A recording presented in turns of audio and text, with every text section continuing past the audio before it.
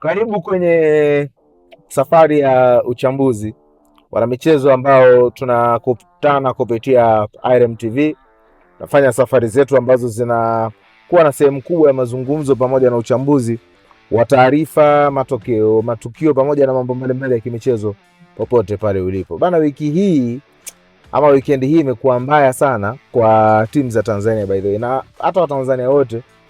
Wiki imekuwa mbaya kidogo. Tumeingiza timu 4 hatua ya makundi, lakini kwa bahati mbaya timu zote 4 wiki ilikuwa mwisho. Singida Black Stars ameondolewa katika hatua ya makundi mara baada ya mchezo wake wa mwisho kumalizika kwa sare dhidi ya Stellenbosch, lakini unakumbuka kundi lake alikuwa na Soto lakini Wydad Casablanca pia imemshinda Singida Black Stars. Azam FC naye hali ilikuwa mbaya kidogo, alikuwa na Maniema, alikuwa na Nairobi, alikuwa na kikosi cha Wydad Casablanca. Kwa Singida kumradhi, alikuwa na Stellenbosch, alikuwa na CR Belouizdad pamoja na kikosi cha AS Soto. Yanga kundi moja na Al Ahly ya kutokea pale nchini Misri, JS Kabylie kutokea Algeria pamoja na FAR Rabat. Wakati Simba ni Stade Malien ambaye alikuwa naye katika kundi moja. Hali yake kidogo Simba ndio ilikuwa ya kusikitisha pengine kuliko timu nyingine zote za Tanzania. Petro Atletico ya Luanda, Stade Malien, Simba ameshindwa kukusanya alama huko kote huko. Sijui imekuwaje, lakini by the way timu zote za Tanzania safari imemalizika na hakuna mpya, yani hakuna ambaye anaweza kujitetea kwa namna yoyote kwamba kuna lolote jipya lililotokea. Karibu sana kwa siku ya leo, tutakwenda kuangazia kile ambacho kimejiri, nini kimeziponza timu zetu za Tanzania kwa kiasi kikubwa, lakini pia kama kuna hatua ya kupigwa ili angalau timu zikae sawa sawa. Safari yetu inaanzia kutokea hapa leo kituo cha kujazia mafuta hapa. Sawa. Safari yetu inaanzia kutoka hapa leo na tuna uperuzi kidogo mji wa Iringa, tunaangalia mandhari leo, hali kidogo sio mbaya sana. Niko na Paco Steve. Mambo vipi kaka? Poa kabisa. Uko fiti? Niko fresh. Pole sana. Kama shabiki wa mnyama, pole sana. Nimeshatoka muda mrefu, lakini kutoka jana mimi toka muda mrefu. Kutoka muda. Toka ile siku ulivyochukua sare da ile. Ndio ilikuwa basi. Ilikuwa nataka kukusanya angalau alama 3 afu angalia matokeo ya watu wengine. Timu zote 3 zimetoka kwenye zote 4 zimetoka kwenye mashindano msimu huu. Nataka uniambie timu gani unafikiri ilistahili kufuzu na haijafuzu kwenye hatua ya robo finali katika hizi 4 ambazo zimetolewa.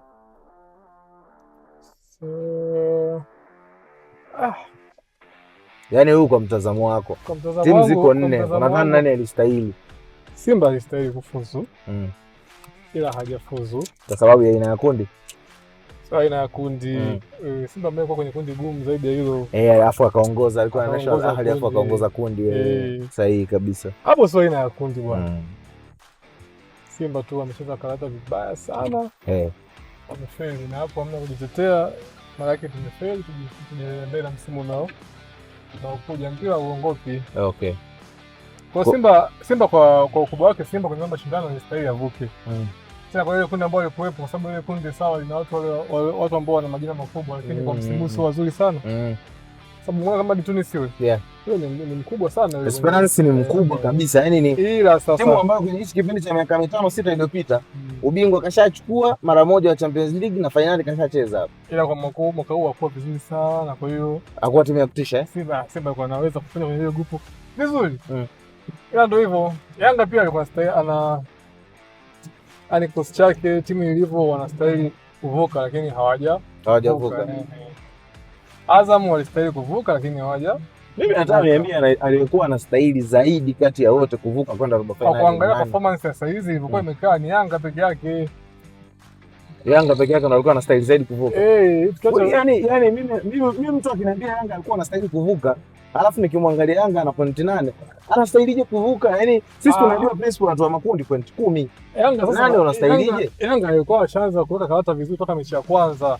Yanga alikuja kupotea kwenye mechi moja tu ya Ahali kuja Tanzania. Pale Yanga yuko pale.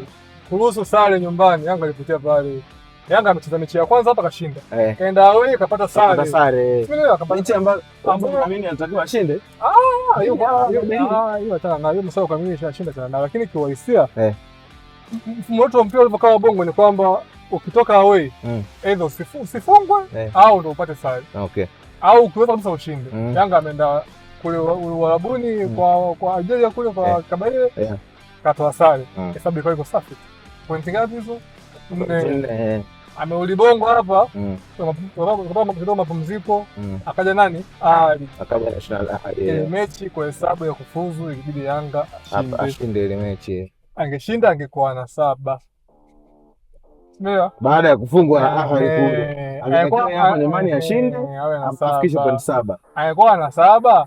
Yeye kule alipoenda kule tena Morocco alimfungwa ni sawa. Asingetakiwa kujali hata amefungwa goli ngapi. Jana kashinda 3. Alikuwa na point 10. Sasa hizi kuna shida gani? Wao washafuzu. Na ile mechi ya Ahli hapa Bongo ambayo ilitoa sare na Ahli. Bora tayari Yanga alikuwa mechi kashaimudu. Alianza kuongoza ile moja. Alishinda kulinda tu ile goli. Alishinda kulinda utangulizi wa goli uliokuwa na tubaki hapo kwa Yanga. Lawama anazopewa mwalimu Pedro Goncalves ni sawa sawa kwamba yeye ndo chanzo cha Young Africans kushindwa kufuzu robo finali. Watu wanazungumza approach yake ilikuwa mbaya katika mchezo dhidi ya FAR Rabat ugenini. Wanazungumza pia approach yake katika mchezo dhidi ya National Ahli hapo Zanzibar ilikuwa mbaya pia. Umeona hizo lawama unampa dhidi ya timu gani unazozungumzia? Ahli. Mnajuaje kama approach ambayo mmetaka itumie ndio ingefanya labda afungwe zaidi? Simeelewa. Mimi nafsi sio mpenzi wa kulaumu sana nani makocha. Mimi makocha wasipendi kwa sababu yeye ndio yuko kwenye uwanja wa mazoezi. Yeye ndo anaona leo nani yuko fit, nani ambaye mazoezini. Sahihi. Asingeanza Boka akipata Zimbwe yuko mazoezini. Hali ya Zimbwe unaijua, hali ya Boka unaijua. Sahihi. Hamna kila kocha yeye anapanga mfumo ni kama Kamari, ajua kama mfumo sikio utatiki au utatiki. Ukitiki mnamshangilia, ukifeli ndio hivyo kila mmoja anaanza kuwa kocha mtandaoni. Lakini lengo la siku la kocha kule Morocco na FAR Rabat kule, kocha lengo lake ashinde au asare. Bahati mbaya akafungwa moja na wakubwa akashikilia mpaka mwisho, kocha kisha moja bila. Kitu ambacho alipokuwa Bongo hapa alipofunga Ahli moja alishinda kushikilia goli moja mpaka mwisho. Kwa hiyo hamna cha kumlaumu kocha hapo. Tu na shukrani. Kocha bora kajitahidi mpaka hapo alikofika baba. Hivi mimi nakupa mtihani mwepesi sasa. Hapa ndo nitajua plani ya mwalimu Pedro na Faruko au ilifeli. Pedro Goncalves angetakiwa kushika bomba ambalo amelishika FAR Rabat dhidi ya Ahli kule Ubenini. Angeweza kulishika kwa aina ya timu waliokuwa nayo na kwa analysis ambayo imeifanya kwenye michezo ambayo alikuwa anahitaji kupata angalau hiyo alama moja dhidi ya FAR Rabat na angalau ile ya Ahli Ubenini. Bana, shika bomba sasa, timu yako ndio situation ya life and death. Ukishika bomba unafanikiwa. Pedro anaweza. Alikuwa anaweza vizuri kabisa kwa sababu Yanga timu hiyo kushika bomba hadi mwisho wanao vizuri tu. Mbona kwambia kitu kama mfano mmoja. Hii kushika bomba ni utaratibu wa kocha na timu ukiwa nayo. Umeona kocha Fadlu. Nakumbuka msimu uliisha kwenye Confederation Cup kule. Ilikuwa mechi yote ambayo tuna Simba katangulia goli moja. Sisi tunaamini mechi imeshaisha. Fadlu anafunga mechi, anashika bomba mpaka dakika 90. Nakumbuka kuna mechi tulifungwa na Al Masry kule kwao goli 2. Wakaja Bongo kabisa sisi tufunge goli 2. Simeelewa? Au 3 ili tuvuke. Sio hivyo? Tukaja huku Bongo tukapiga goli hizi 2. Kipindi cha pili tukarudi, Fadlu alishika bomba mpaka dakika 90. Kutoka kwenye penalti, Kamara akasema penalti tukapita. Kama unakumbuka. Kwa hiyo haya mambo haya makocha wengi inabidi wajue huu mpira ambao unafundisha ni mpira wa nini? Wa Afrika. Kwa mimi nafsi yangu mimi na appreciate kocha alichokifanya. Yeye alikuwa anajua anatafuta kitu gani, alikuwa anajua kwamba mimi siwezi kuwa mbili kocha vitu vingi ambavyo anajua kuhusu mpira sasa. Afu ile kocha kufundisha mpira wa Afrika sio mara ya kwanza. Kwa kuna vitu anajua zaidi yangu. Plan ambayo aliingia nayo ilifeli. Yaani kila kocha alikuwa na plan. Kwa hiyo kwenye plan kunaweza ikakubali au ikafeli, lakini bahati mbaya ilifeli. Ikifeli unafungwa au una draw. Unaweza kumlaumu kocha bure, lakini kocha Yanga mimi naona tu alijitahidi kwa uwezo wake. Meza moja saizi na Yanga. Mwanzoni wakati wanaanza haya mashindano, rais wa klabu alisema sisi malengo yetu bwana ni kufika hatua ya makundi. Lakini kichini chini huku pamoja na usajili aliofanya tukasema hapana bwana. Yanga malengo yao yanaeleweka. Yanga anataka kutoboa na kufanya vizuri. Hajafanikiwa kufika huku ambako sisi tulikuwa tunawaza atafika na kutoboa. Kwako wewe unamhesabu Yanga kama mtu ambaye amefanikiwa au amefeli mpaka wakati huu? Mpira na siasa ni vitu viwili tofauti. Mimi nafsi yangu Yanga hajafanikiwa, Yanga amefeli. Hata kama wao kwenye mkutano wao walisema malengo nini? Ni makundi. Lakini uhalisia kwenye mioyo yao malengo ya Yanga sio makundi. Yaani yule engineer hata atuambie nini, malengo ya Yanga hayakuwa makundi. Na ndio maana jana wameumia sana. Jana usimuona engineer pale anamuonesha goli la 3 yeye anapiga simu. Ulimuona? Umeona ile mechi mpaka JSM alikuja. Maumivu makali. Wale malengo yao sio makundi. Wale malengo yao wavuke robo, waende mbele. Alafu unaambia robo possibility ya kukutana stadium alien. Ila kitu ambacho nilikuwa namuelewa engineer kusema lengo lao ni makundi ni kwamba anapunguzia staff pressure. Kwa kufika makundi sasa hapo tumefanikiwa. Pressure inakuwa ndogo kidogo, hata wanavyoendelea kujipanga wanapanga bila pressure. Labda hivyo, lakini sasa eti kwamba Yanga itaanza yake sasa hizi wiki ya makundi na hapo ubaya ni msimu miwili mfululizo Yanga anashindwa kufuzu, unajua kutoboa. Mbaya sana. Sasa inakuaje bwana? Kwa hapa Tanzania sasa hizi Yanga ndio daraja la juu kabisa la ushindani Tanzania ni Yanga. Giant wetu anashindwa kufuzu. Miaka miwili mfululizo anashindwa kufuzu, rafiki yangu. Mbaya sana. Sawa. Kuna minong'ono imeanza kuamka pia ya mchezaji ambaye wewe unamhusudu. Alan Okello. Baadhi ya mashabiki baada ya mchezo wa jana kumalizika, nimesikia wanapiga sana kelele, bwana unajua anatuchelewesha, aina yake uchezaji na nini, bora Pacome jana ame step up na vitu vingine hapa na pale. Kweli Yanga ameshinda. Lakini lawama zinaenda kwa bwana mdogo Alan Okello. Mapema sana kumbebesha lile jukumu, pengine mwalimu kamwaisha kikosini, angestahili kupumzika kidogo atulie, alafu wape nafasi wachezaji wengine kabla ya kustep up na kwanza kubeba majukumu makubwa kwa mchezaji wa kutegemewa ndani ya klabu ya Yanga. Kwenye mpira duniani kuna vitu viwili. Cha kwanza ambacho shabiki hajui usifanye, cha kwanza ni kumsifia mchezaji kabla hujamuona. Na cha pili ni kumlaumu mchezaji mapema. Alan Okello tulimuona huko Chani watu wapi? Sio? Tuendelee kumpa nini? Muda. Mechi ya Ahly ile alisifika sana kwa sababu aliperform. Ndivyo. Ni kawaida player kutokea mechi moja anafanya nini? Asicheze vile ambavyo nyinyi mnataka. Ni kawaida. Kwa kweli kwa game ya jana kweli alikuwa yupo down. Mipira ikifika mguuni mwake hayawahi kwenda sehemu husika. Mambo ambayo hata Pacome pia alifanya. Sema mambo na mimi anatoa pasi sahihi, anatoa ni vitu vya kawaida kwa mchezaji. So Alan Okello tuendelee kumpa muda. Na ukizingatia ni mtoto mdogo, maana yake ni potential kubwa sana kwa Yanga. Kwa wana Yanga waache hiyo. Ni kweli hawajafuzu lakini sio sababu ya Okello. Unaelewa? Kwa amaja ya kwanza kumpa pressure ile mchezaji wamwache akue. Yaani ni kweli anaweza akaja kuwa top performer kwenye klabu ya Yanga. Kwa hiyo tuendelee kumpa. Mimi sio shabiki wa kumponda mtu chap kiasi hicho. Na tuendelee kumpa muda. Tuone yajayo atakuwaje. Bado mechi nyingi sana kwenye ligi FA, tumwache dogo tumuone. Sawa. Msimu wa pili mfululizo kwa klabu kama Yanga shindwa kufikia malengo ambayo ameyaweka. Katika kipindi hicho cha takriban misimu minne ambayo Yanga ni dominant side kwa hapa Tanzania, naweza kusema msimu ambao wamefanikiwa zaidi ni msimu waliofika fainali na ile moja waliocheza robo fainali nafikiri dhidi ya Mamelodi Sundowns ya Afrika Kusini, sio? Kwa misimu miwili ambayo wananchi wamefanikiwa zaidi. Wako unafikiri Yanga wanakwama wapi? Yaani kinachosababisha Young Africans mpaka sasa hizi kwao hata tu ya robo fainali imekuwa kama story ambayo inakuja inakataa. Unafikiri wamefeli wapi? Nice sio sema kuna kama pia uzoefu wa mashindano pia kuna muda unawakaba. Halafu kuna hiyo tunasemaje? Au tuseme tu Yanga hawana kikosi stahiki cha kushindana na kuingia robo finali. Kikosi wanacho cha kupambana na kuingia robo finali. Ila wao tu. Kwa sababu kama ukiangalia msimu huu Yanga amekosea mwenyewe kwenye hesabu zake, ila kikosi alikuwa nacho. Na mimi nilipokuwa Yanga hii ingefanikiwa kutoboa kwenda robo, wallahi Yanga tungekuta hata nusu. Kama kwenye magrupu wanaongoza makundi ndio kina Stade Malien ndo wa pili wa kukutana nao. Yaani ile saizi tia maji, yaani timu pekee ambayo ni ngumu sana kwenye haya mashindano sasa hivi kwa msimu huu. Pyramid na mwenzie. Kamezea Ahly. Hao bwana wako serious kuna na ile kombe. Kwa hiyo mimi Yanga bwana naona uzoefu wa mashindano. Uzoefu unachangia lakini pia zile mbinu sasa za mashindano zile jinsi ya kuwa mechi muda mwingine hivyo wale watu kidogo tu ambacho Yanga wanakwama, japokuwa sana kwenye mpira kuna muda na bahati sio bahati ndugu zetu hawana sijui kuna muda pia kuna kabahati fulani unahitaji japokuwa kwa msimu huu mimi na maelezo ya kujumuisha kwa jumla kwa nini timu zote 4 hazijafuzu. Okay. Kuna kitu hapa katikati.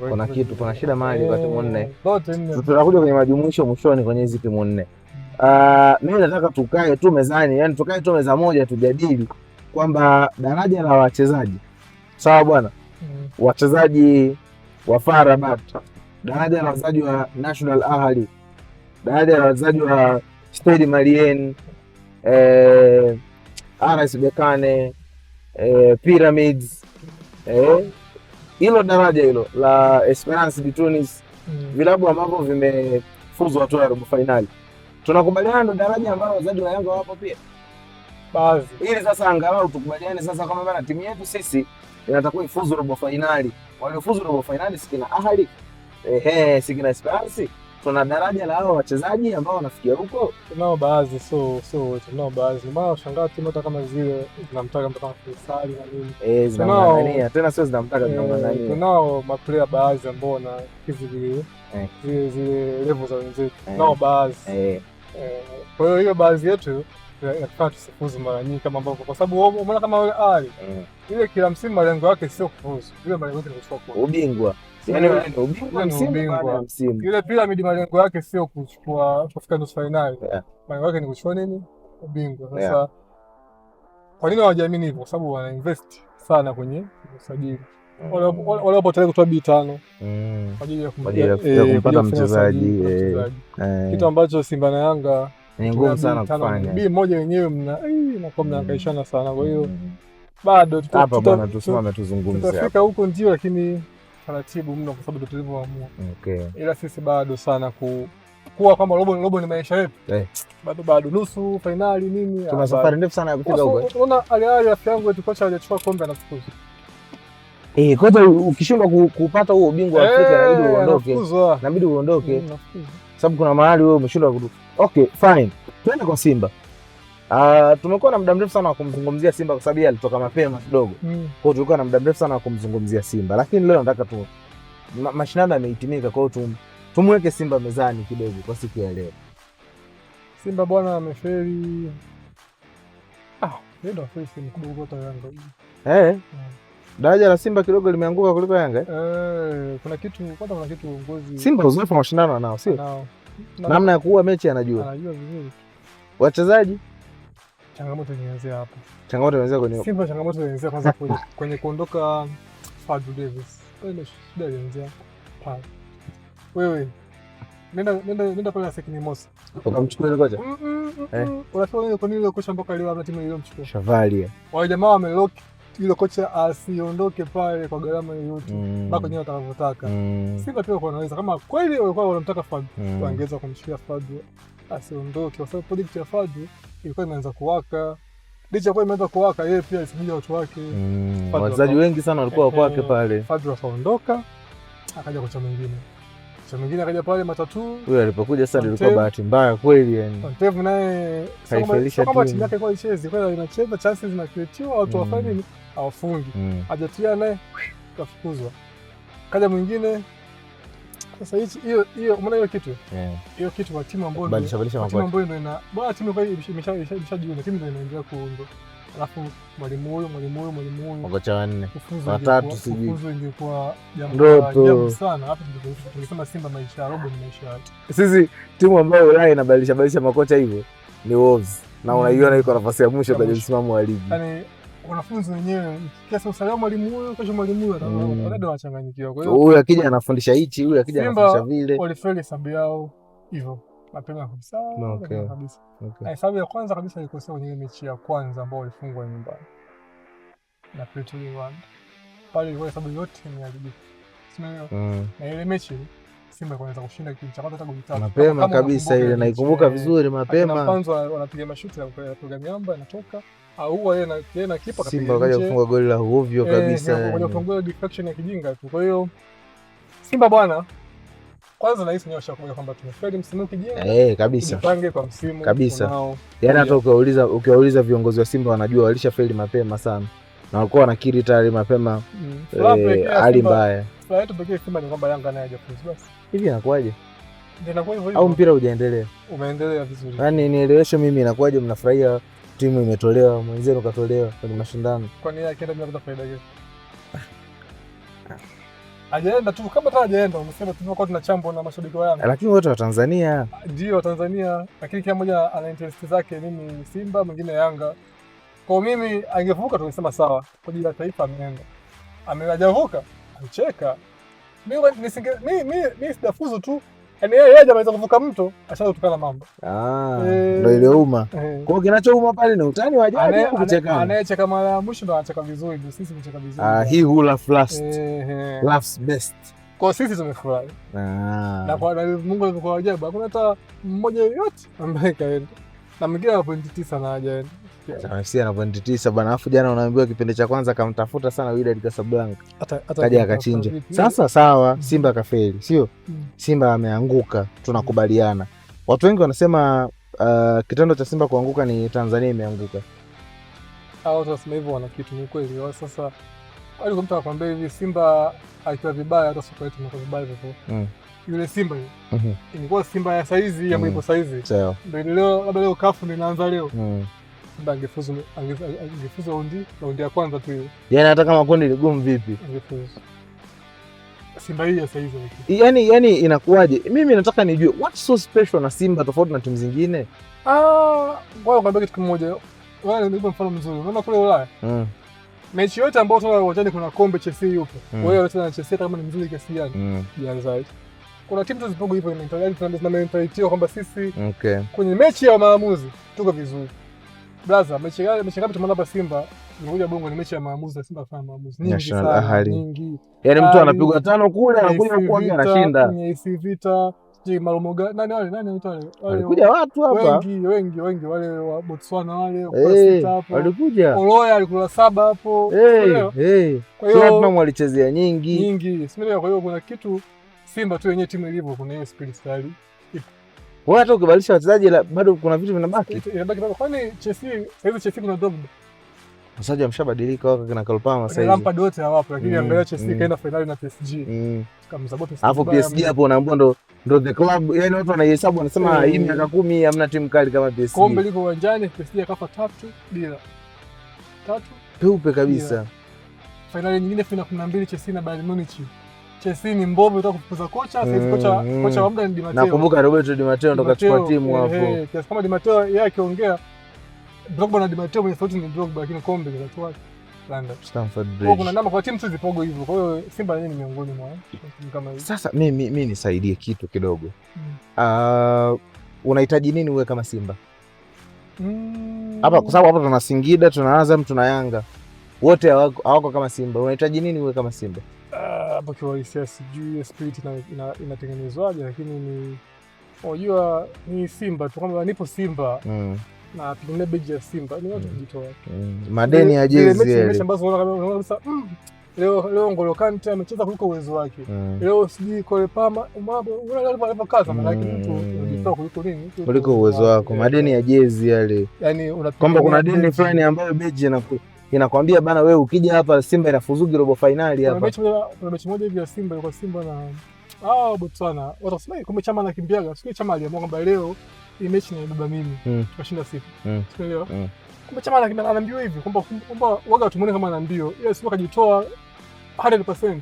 Kwa hiyo kusema ana mbio, maana yake alijitolea kwa kwamba hii mechi ni ya kuvuka vitu vuke.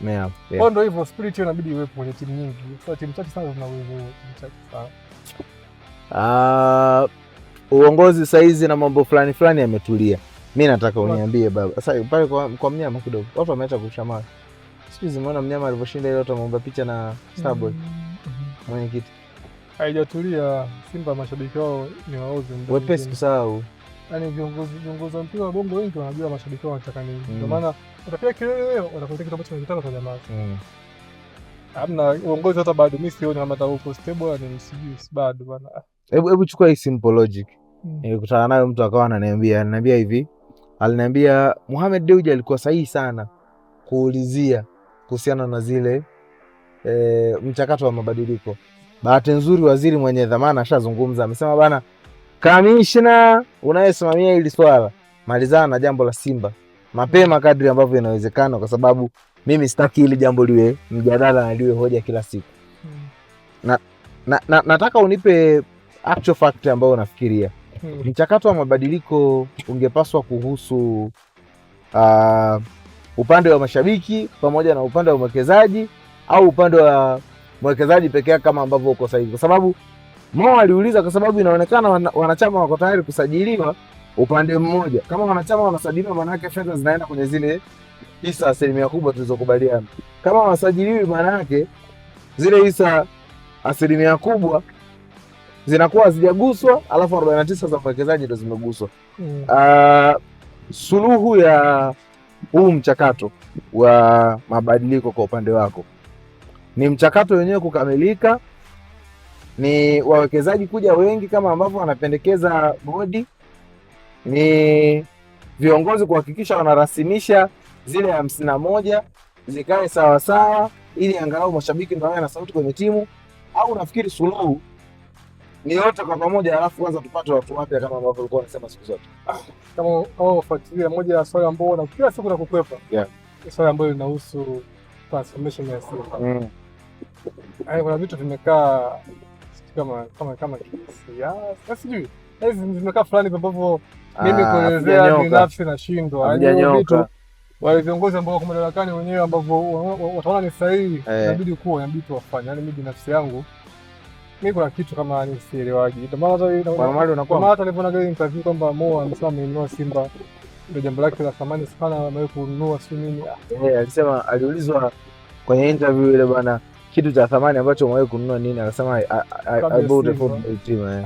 Kwa hiyo kuna namna, kuna vitu viko wazi sana, kwa hiyo kujadili sana hapa ni kupoteza tu muda kama mashabiki wetu. Lakini mimi binafsi yangu hiyo swali gani nalikwepa sana, kwa sababu si majibu nayo, sijui nifanyaje, lakini changamoto sana. Ila watu wajitahidi viongozi kuhakikisha Simba haipotei, na kuhakikisha msimu ujao Simba inakuwa strong zaidi. Tena katika msimu huu kwenye kugombania tutabegana na FA na Premier League. Na Simba hichi kosta saizi kina uwezo wa kupambana na mtu yote kwenye Premier League au kwenye FA. Kwa hiyo ikitokea eti hatuna hata FA au Premier League, viongozi wa Simba wanakicha kujibu. Watajua wengi, lakini hatuwezi kuelewa. Mechi imeisha, alikama amesema bana, mzigo unakongotwa Guantanamo Bay pale. Asira, uwanja wa Amani. Asira amesema bana, hii mechi tunaichapia hapa Guantanamo Bay, ndivyo ambako Simba atakuja kufia hapa. Jana mna mwana Yanga ambao kafurahi, sio unaelewa? Wengi wana hasira, kwa hiyo mtoto ukimhoji tu vibaya, majibu pia anapata mabaya. Alikama ya kuulizwa kuhusu mechi ya Simba na Yanga, alijianzia tu yeye hasira zake kwamba tunajua pa kumalizia hasira zetu ni kwa Simba. Sawa, mpira ulivyo, mpira ni mchezo wa wazi. Yaani mimi sijawahi kutabiri mechi kabla dakika 90 na siku moja. Yaani sasa unaona Yanga wajana wako vizuri kama wanamtaka Simba. Sawa, ile siku Simba anafungwa 5 na Yanga, simelewa, Yanga ndio kwa mwenyeji, lakini uwanjani walikuwa wanajiamini sana mpaka wakajaa sana uwanjani kwa watu wa Simba. Kama unakumbuka, Simba akafatana.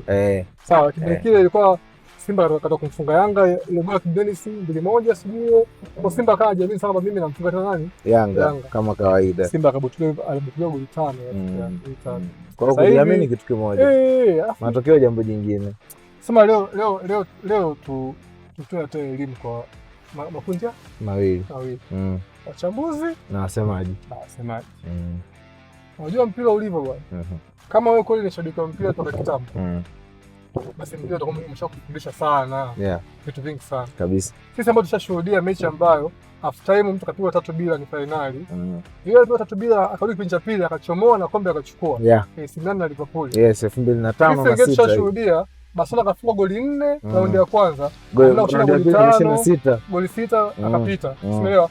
Sisi ambao tushashuhudia Barcelona amemfunga 4 Liverpool, Liverpool akaenda kushinda zaidi pale Camp Nou. Inawezekana kabisa. Sisi ambao tushashuhudia Man City alimla Madrid mara ya kwanza, Madrid akaenda kwenye mechi ya mtoano, akaenda kurejesha mzigo.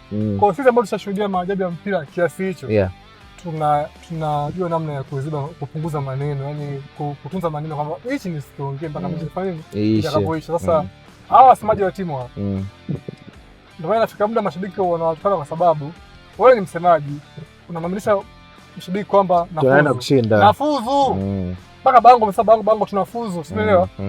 tunafuzu tena kwa kishindo. Huu mpira ni mchezo wa wazi wa uwanjani, movement zipo, watu wanaona, wasemaje tunafuzu. Umeelewa? Sahihi. Kwa mtu anakuja analipa kiingilio chake akiamini kwamba tushaambiwa tunafuzu. Kama ushangaa pale baada ya mechi kuisha, interview nyingi pale watu wanapigana, watu wanatusi, watu na nini.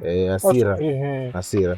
Hawa wasemaji wetu karibia wote wana tabia moja ya kuitabiri mechi kabla. Yaani mimi ni msemaji wa timu fulani, naanza kusema tutawafunga nyingi mpaka tiketi ya kwenda kwenye draw ya CAF nishakata. Mpira wa miguu na maajabu yake mengi sana. Kuna timu moja inaitwa Arsenal. Kuna mechi moja wamekuwa wanaongoza goli 3 mpaka dakika 87. Ilikuwa na Aston Villa mwaka 2008 kama sio na 9 hivi. Mechi ilisha katika. Asa mtu ambaye sio mpira akaenda kushangilia kwamba mechi imeisha hii. Mpira ni dakika 90, yani mpira utaki mpira hauna umbea. Kwa hiyo pesa mpira hauna umbea kwamba mimi najua mechi imeisha mpaka mwisho inabidi tufuatilie. Wachambuzi wetu na wapo kwenye kundi hilo, mchambuzi mmoja aliposti kwa najua wengi hamwamini Matomaso, lakini Yanga anafuzu kwa kishindo. Wewe mchambuzi. Mimi naongea na uchambuzi. Mchambuzi inabidi uwepo katikati. Usiwe umebidi huko wala ukue katikati. Hata kama kuna timu na mapenzi nayo, tunajua katikati. Ili uendelee kuwa bora kwenye masikio ya watu. Umeelewa? Wachambuzi utasikia Simba labda imemsajili labda Oula. Mchambuzi anaanza. Huyo Oula ni majeruhi sana. Huyo Oula hakimbii vizuri, hana mbio. Unamuona wapi? Oula sasa anaperform sasa vizuri huyo. Simeelewa? Mchambuzi anamwambia wamsajili Roshan Deluk. Huyo ni anaumia sana, huyo beki kabisa. Hawezi kuwa beki bora South Africa, sasa asije kuwa beki bora Tanzania. Hata siku moja inawezekana. Yaani haiwezekani. Simeelewa? Mtu kasajiliwa tu labda Yanga mtu fulani. Huyo ni zaidi ya Aziz Ki. Unamkosea heshima Aziz Ki. Ukiwa mchambuzi maana yake, mfano umeuliza kwamba unaangaje sajili labda Wadombia. Wewe ukasema tu jamani, mimi nimeona ni labda ni sign nzuri, tuone atatupa nini kwenye ligi yetu. So mtu anaweza akang'aa kwenye ligi nyingine, alafu ni jeto sign asing'ae. Kwa hiyo wachambuzi na hao wasemaji wajifunze kuongea vitu kadri ya wakati unapotaka. Kabla ya mechi sema mashabiki waje uwanjani, usiwape matokeo. Waje waiunge timu mkono. Yaani kama bana njooni tuunge timu mkono ifanye vizuri. Chachu ili timu iperform vizuri. Ili sio tu tunafuzu. Ni sisi za Tanzania tuna mpira fulani hivi wakimkao ovyo sana. Okay. Sawa. By the way pia timu nyingine ambazo zimeondolewa kwenye mashindano ni pamoja na kikosi cha Singida Black Stars pamoja na Azam FC. Hawa wawili pia na wao wameondolewa kwenye mashindano. Nakumbuka ulishai kuniambia hao wadai chochote. Yes, nakubaliana na wewe, hao wadai chochote. Ndio. Lakini bado nataka unijibie swali langu kwenye hili. Alichokifanya Azam FC ulikitegemea kwenye hatua hii mpaka saa hizi kwa hapa mpaka wamefikia? Mimi nilitegemea. Wana kosi vizuri, kocha mzuri nilitegemea. Ila tu kundi lao lilikuwa limekaa vibaya. Okay. Lakini unategemea ambacho wanakifanya. Alama 9 dhidi ya Wydad Casablanca, Maniema, Nairobi, umeridhia? Ni sawa sawa. Kwa sawa. Jana nimeona sijui niite hotuba ile au ni mazungumzo aliyokuwa anayafanya Yusuf Bakresa. Alikuwa anazungumza vitu vya msingi kweli kweli wakati wa mechi kumalizika, akawa anasema mimi si wadai na kuanzia leo nitakuwa nakuja kwenye mechi. Maana yake ni kwamba viongozi wa Azam wamepokea matokeo kwa mikono miwili. Uwekezaji waliofanya kwa muda wote Azam FC mpaka hivi ni sawasawa kufurahia au kuridhika na kufika tu hatua ya makundi na kupata alama 9. Wao mwendelezo wa timu wao ndo wanauona. Kwa mpaka wamefurahi mwenyewe, wanaona kwa sababu hatua amepiga kubwa sana. Timu ya 2012 nakubaliana sasa hizi imefika mpaka hatua ya makundi huku kwenye CAF. Kwa hiyo hata mimi nawapongeza, mjitahidi sana. Mbona kwa ashaye kwenda KMC akapigwa tu chapchapu, ashaenda Coastal ashapigwa chapchapu, ashaenda na Mungo Biashara, Mtibwa. Wao wamejitahidi kabisa kusafiri. Wao wamejitahidi. Kwa hiyo mimi pia si wadai, Azam wanani. Wao Singida mimi si wadai. Ila jambo sema poa. Cha msingi ambacho wanatoka nacho huko Azam FC ni nini kwenye haya mashindano? Uzoefu mkubwa sana kaupata msimu. Unafikiri Azam wanapaswa kustick na mwalimu Florent Ibenge? Ni mwalimu mzuri wa project au ndo wale walimu wetu ambao muache issue sio project kwamba wana muda mfupi na tunaomba wakati kufuzu wamwache Ibenge. Sasa kwa nature ya mwalimu unavomuona sio mwalimu ukaa kwenye timu kwa muda mrefu. Timu pekee iliyodumu kwa muda mrefu ni AS Vita. Sasa kwa sababu mpira wetu sisi ulivyokaa Bongo, ila akiamua wenyewe kukaa na kocha anaweza kudumu, yani mwalimu anaweza kudumu kwenye timu yeye mwenyewe. Anaweza. Kwa nini sehemu nyingine hawezi ashinde hapa anaweza? Sawa. Singida Black Stars, chama la kugawa wachezaji. Ndio mara ya kwanza wameenda kwenye mashindano, sio mbaya. Chama la kugawa wachezaji. Watu sawa jadili kama wanataka kufanikiwa kufa magoli mengi, wacha tabia kwa kama mshumaa. Kuna watu unaiweka kazi yako kumlikia wenzio tu na wachezaji. Kocha katakiwa kwenye timu ya taifa umemtoa. Wachezaji wametakiwa Simba na Yanga umemtoa. Umewagaia Azam wachezaji wawili bure. Unasema bure, hamna, waache kitu. Football investment, shikilia investment yako ikulipe. Haya. Unakuja mwendo mmoja hivyo unaitwa mwendo mdundo kwenye ligi kuu Tanzania bara na CRDB Federation Cup. Kwanza mimi si nitakwambia kwa nini timu zinafanya. Sawa, twende kwenye majumuisho. Uliniambia utanipa majumuisho ya kwa nini timu za Tanzania alafu zote kwa pamoja katika kipindi kimoja. Panga kwenye mashindano ya kimataifa. Sisi tuna shida moja kwanza kwenye ligi yetu. Ligi yetu sisi ilivyokaa imekaa kwenye kuzifanya hizi timu za kwanza 4 hizi kuzilemaza. Umeelewa? Okay. Ligi kuu toka imeanza Simba anacheza mechi ngapi? 8. Yanga pia 8, Azam 8. Singida pia ngapi? 8. Maana kuna muda wanakaa wiki mbili bila mechi ya ligi kuu. Wakirudi mechi gani? Kabisa ya kimataifa. Sisi ambao tumeshacheza mpira tunajua. Mchezaji atakiwa kupumzika muda mrefu ili aje perform mechi kubwa. Haitakiwi hivyo. Haitakiwi hivyo. Mchezaji anapumzika kidogo. Afu aje acheze mechi kubwa. Angalia Ulaya. Kama jana kutoka Atletico anairefa kishukuto, si ndio? Ila kikosi kilianza ambacho sio cha kwanza. Ila wale first 11 wengi waliingia baadaye kupasha misuli. Sasa wewe wakina Mpanzo wanakaa wiki nzima wanasubiria mechi. Hawachezi. Sio? Hawachezi. Manake ile hali ya mechi, fiziki ya mechi inakuwa haipo. Hapo sasa inakuwa hivyo, alafu waanze kucheza na timu kama Ahly ambaye mpaka saa hizi Jumatano kacheza mechi 15 za ligi mpaka saa hizi. Mechi 15 mpaka saa hizi. Yaani hapo Jumatano kacheza, Jumamosi anatwanga na wewe. Kumbuka kacheza ile kwa tano za ligi. Kacheza mechi 4 Ligi Cup. Juma mpaka kukutana na Yanga kacheza mechi 19. Yanga anacheza mechi 8 tu. Hawezi kuwa sawa kwenye intensity. Hawezi kuwa sawa. Kabisa.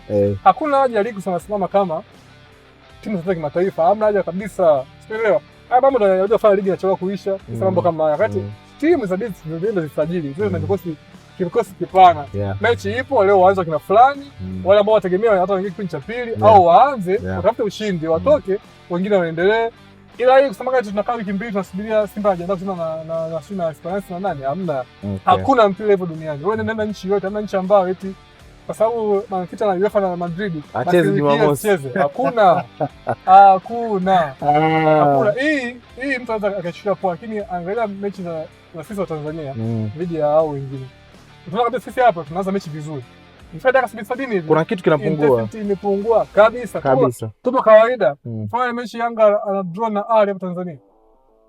First half Yanga intensity hali ya juu sana. Second half imeongeza fresh. Dakika ya 70 Ahly amechangamka, Yanga wanashuka chini. Goli likarudi 1-1, chuma imeisha.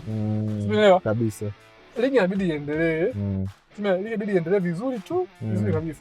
Itokea basi kwamba mechi ilikuwa ni mipango ya ligi labda ni Jumatano, alafu kafu ya Alhamisi, hapo sawa. Mechi Jumatano, kafu Jumapili nasema anapumzika kwa sababu ya kafu.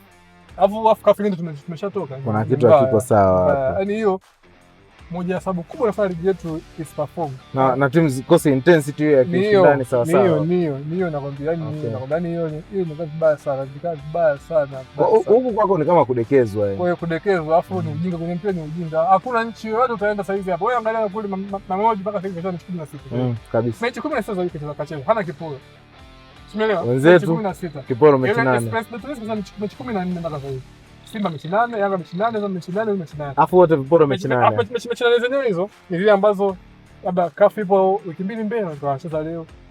Kuna mechi fulani hapa Simba ilicheza katikati kuna hii juzi ya katikati. Ni kwa sababu alikuwa anatakuwa afidie kiporo cha nani cha Yanga. Lakini mpira vingine wasingecheza. Wewe TFF toka ratiba wewe vile vile ili timu zingine kazi yao ni kuwa na kikosi kipana, hiyo ni kazi yao, ni juu yao. Kama unashiriki mashindano mengi lazima uwe na wachezaji wengi. Haya sasa hizo ngoja au Azam, Singida, Simba wanarudi kwenye ligi kuu, si ndio?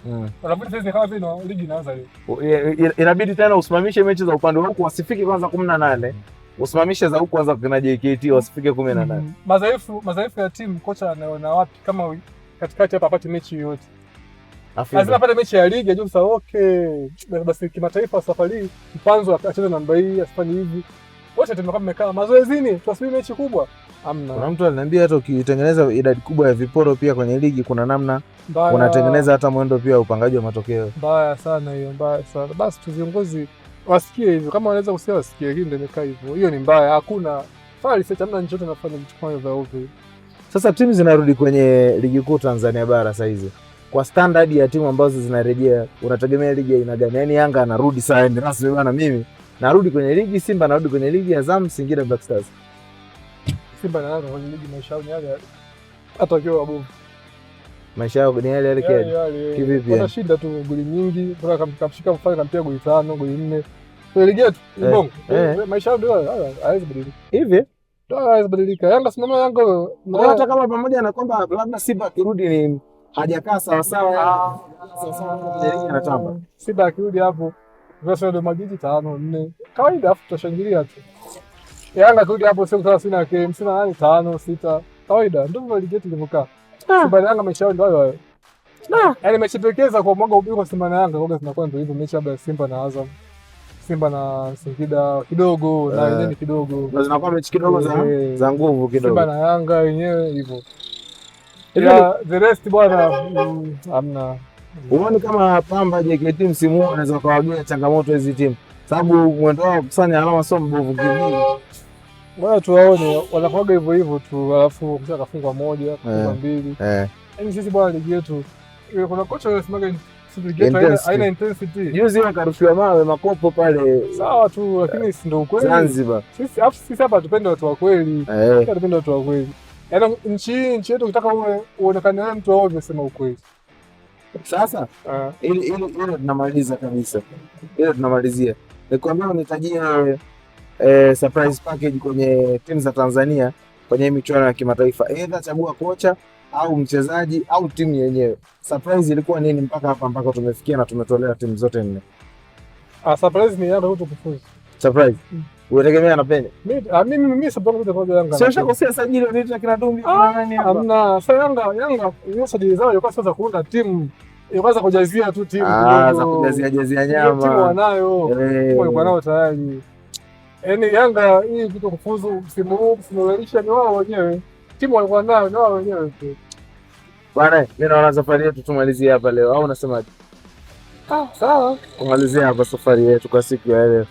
Thank you ambao umeungana na sisi kwenye cruise letu. Tumecruise mji mzima wa Iringa, tumezungumza mambo mbalimbali ya kimichezo. Asante kwa kuwa pamoja nasi. Naitwa Emmanuel Goodluck, mwenzangu ni Paco Steve. Till next time, kwa heri. Twende tukaangalie mechi ya Yanga Zanzibar. Kaangalie mechi ya Simba na Yanga Zanzibar. Kwa heri bwana.